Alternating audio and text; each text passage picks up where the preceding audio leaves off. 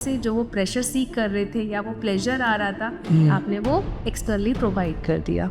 यहाँ पे इसके बाद भी इस चीज़ को सॉल्व नहीं कर पाते। Every behaviour come with an antecedent, अभी आपको रिजल्ट्स मिलेंगे।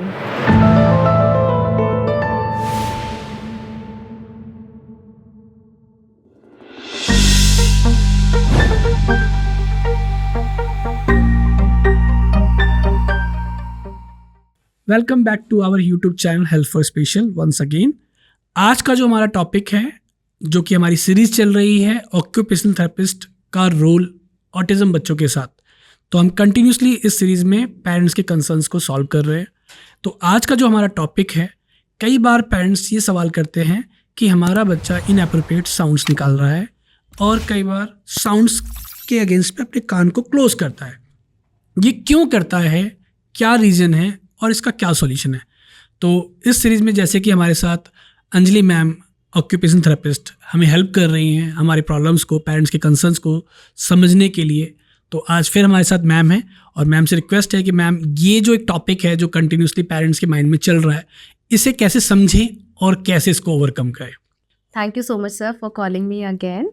सो आई टोटली अंडरस्टैंड कि पेरेंट्स के कंसर्न्स बहुत ज़्यादा होते हैं इन टर्म ऑफ कि ऑडिटरी स्टिमिंग बहुत ज़्यादा है। ऑडिटरी स्टिमिंग मीन्स कि मेरा बच्चा खुद को बोलता रहता है और उसको सुनना बड़ा अच्छा लगता है, राइट।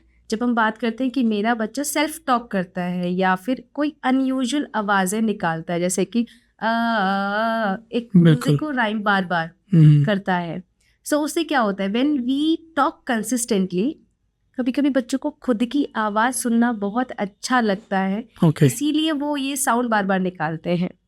और जब हम कंटिन्यूसली बात करते हैं तो आपने देखो कि हमारा माउथ, हमारा थ्रोट सब पेन करता है, but they have this intensity to keep talking all the time, और वो उनको पेन उतना नहीं लगता है। They seek that pressure, they like it कि उनकी मसल्स के ऊपर ये स्ट्रेस पड़ता है। कभी कभी उस वजह से भी मेरा बच्चा बार बार बोलता है और अनएप्रोप्रिएट आवाज़ें निकालता है। ठीक है। कभी कभी आपने देखा होगा मेरा बच्चा टंग बाहर निकालेगा, हाथ से टच करेगा, है ना? या फिर मेरा बच्चा चीज़ों को फेंकेगा, उसकी साउंड को भी इंजॉय करेगा।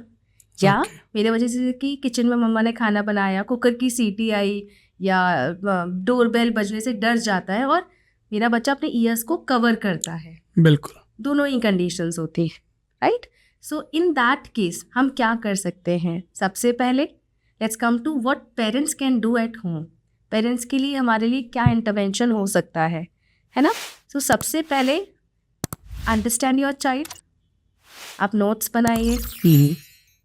मेरा अगर बच्चे का कोई बिहेवियर निकलता है तो उसके पीछे क्या रीज़न है, because every behaviour come with an antecedent, obviously, right. उसके पीछे का कारण क्या है, जब आपको वो समझ में आएगा तो सोल्यूशन ईजिली मिल जाएगा।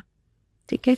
लेट्स कि मेरे बच्चे ने कान पे हाथ लगाया और बार बार कान बंद किए, ठीक है, मतलब मेरा बच्चा एक जो एक्सटर्नल प्रेशर है उसको अवॉइड कर रहा है, तभी बंद कर रहे हैं। बिल्कुल, साउंड नहीं चाहता। अब अपने ईयर्स कीजिए एंड यू विल सी कि जब हम ईयर्स को क्लोज करते हैं तो एक इटसेल्फ एक साउंड प्रोड्यूस होती है उसमें, राइट। सो मेरा बच्चा उसको सीख करता है और एक्सटर्नल जो साउंड है उसे अवॉइड करता है। तो simple, the child is giving you sign कि मुझे ईयर प्रेशर चाहिए। आप जब नहीं दे रहे हो तो बच्चे ने खुद से परफॉर्म करना शुरू किया, है ना। Take it like a therapeutic intervention. आप बच्चे को रेगुलरली, टाइमली उनको देना स्टार्ट कीजिए। कुछ नहीं करना, सिंपल अपने हाथ से ऐसे कप बनाइए, 1 2 3 4 5 6 10 काउंट तक कीजिए, रिलीज कीजिए, फिर से कीजिए 10 काउंट तक, रिलीज कीजिए। Do it 5 times, do it 10 times, whenever you feel that मेरे बच्चे को अब ज़रूरत है। वो तो कभी भी हो सकती है ना, दिन में हमारा पूरा टाइम है, बच्चा की सेंसेस पूरा टाइम एक्टिव रहते हैं, कब मेरे बच्चे को जरूरत पड़ती है, you have to, when you are available, see your child, observe your child, start doing it. Simple सा है, ये प्रेशर देता है। अब अपने ईयर्स को ऐसे धीरे धीरे सिंपली मसाज कीजिए, राइट। यहाँ पे हमारी वेगस नर्व होती है, हम उसको जब मसाज करते हैं it gives you sense of relaxation, right. Simple किया। मेरे बच्चे ने बहुत साउंड निकाली है, बहुत ज़्यादा बात करें, सबसे पहले डिस्ट्रैक्ट कीजिए।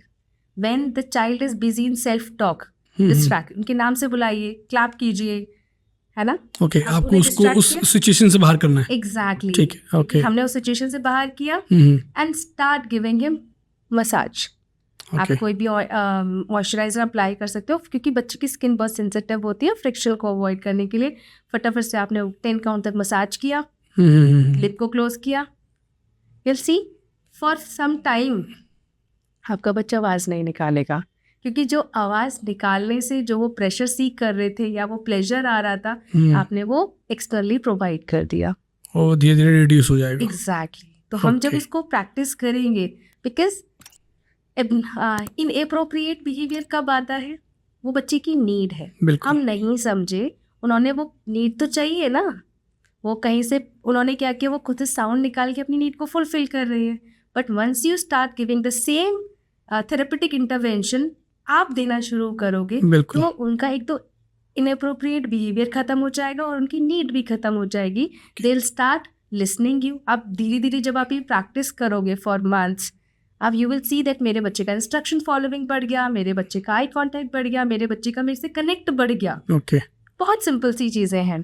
आप क्या कीजिए, आप ग्लव पहनिए, कोई भी हनी ऐसा कुछ लीजिए और इंटरनल माउथ पे लगाइए, उनकी जॉस के ऊपर प्रेशर दीजिए। वाइब्रेटिंग ब्रश इज अवेलेबल, आप वो दीजिए। टीथर्स आर अवेलेबल, आप टीथर्स च्यू करने, क्योंकि बहुत बार बच्चे ना क्लिंचिंग ऑफ टीथ्स बहुत करते हैं।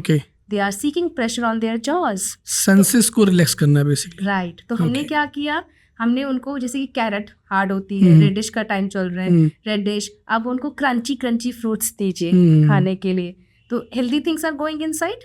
प्लस वो जब उनको टीथ से जब बाइट करेंगे, देर सीख, आप देखोगे वो उनको बाइट करने में बहुत प्रेशर लगाएंगे, they like clinching of teeths, है ना? सो आपने टीथर दे दिया, आपने वो ऐसे फ्रूट्स, ऐसे आप देख सकते हो, ग्रेप्स दे सकते हो आप, एप्पल दे सकते हो आप, पाइनएप्पल दे सकते हो क्रंची क्रंची, तो ऐसी चीज़ें आप उनको फ्रूट्स में दीजिए। आप सैलेड दीजिए, क्यूकम्बर दीजिए। सो आप इस तरह से आप इंटरवेंशन उनका कर सकते हैं।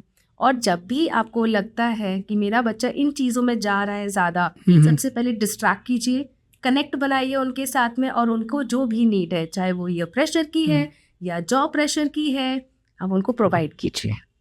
अगर आप ये रेगुलरली करते हैं, आप दिन में 5 बार 10 बार, see your child whenever your child needs is, be available there. नहीं, आप नहीं हो तो जो भी उनके केयर गिवर हैं, जो भी उनकी वो प्रोवाइडर है, जो भी सर्विस प्रोवाइडर है, उनको बोलिए, दीजिए। There's no harm in giving it again and again and again. Okay. अगर एक लेवल पे पेरेंट्स यहाँ पे इसके बाद भी इस चीज़ को सॉल्व नहीं कर पाते हैं, but then you have to seek for therapeutic interventions with the professional, क्योंकि then we have to do assessment। क्योंकि ये हमने बात किया कि एक चैलेंज पेरेंट्स का कंसर्न था, हमने उसके बेसिस पे बताया कि घर पे आप किस तरह से इंटरवेंशन कर सकते हो। देन अगर वो चीज़ें फिर भी कंट्रोल नहीं होती हैं, then you have to go for the proper assessment, क्या रीज़न है कि हमारे देने के बाद में भी। और प्लीज़ पेरेंट्स हैव पेशेंस, कोई भी चीज़ हम बिगिन करते हैं तो please do it continue 2 to 3 months के लिए, बिकॉज तभी आपको रिजल्ट्स मिलेंगे, चाहे वो थेरेपिस्ट कराए या आप कराए, बिकॉज उसके लिए patience and consistency are 2 major things you should carry when you begin something new, either with therapist or you begin it at home, right?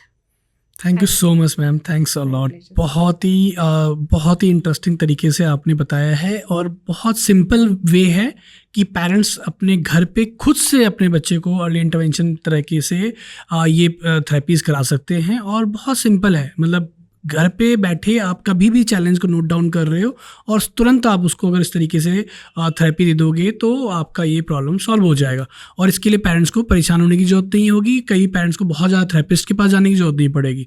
और अगर एक लेवल पे लगता है कि कहीं चैलेंज थोड़ा बढ़ रहा है तो आप थेरेपिस्ट से कंटिन्यू टच में रहें, कंसल्ट करते रहें, तो आई थिंक आप इसको जल्दी ही ओवरकम कर जाओगे। और इससे best home remedy I don't think कि कोई आपको दे पाएगा। कि देखिए यूजुअली क्या होता है, लोग बोलते हैं ओटी के पास आओ, ओटी के पास आओ, और नो डाउट ओटी की हमें नीड है, लेकिन कुछ चीज़ें पेरेंट्स का रोल होता है जो कि वो घर पे इजीली कर सकते हैं। अगर वो घर पे इजीली उस चीज़ को करते हैं तो आप अपनी प्रॉब्लम, अपने चैलेंजेस से जल्दी ओवरकम कर पाएंगे। हाँ, जब आपको लगे कि अब ये चैलेंज हमारे लेवल से थोड़ा सा अब जा रहा है तो आप रेगुलर टच में रहिए ओटी थेरेपिस्ट के, सो दैट कि आपको वो लेवल बताते रहेंगे और उसके अकॉर्डिंग ट्रीटमेंट प्लान।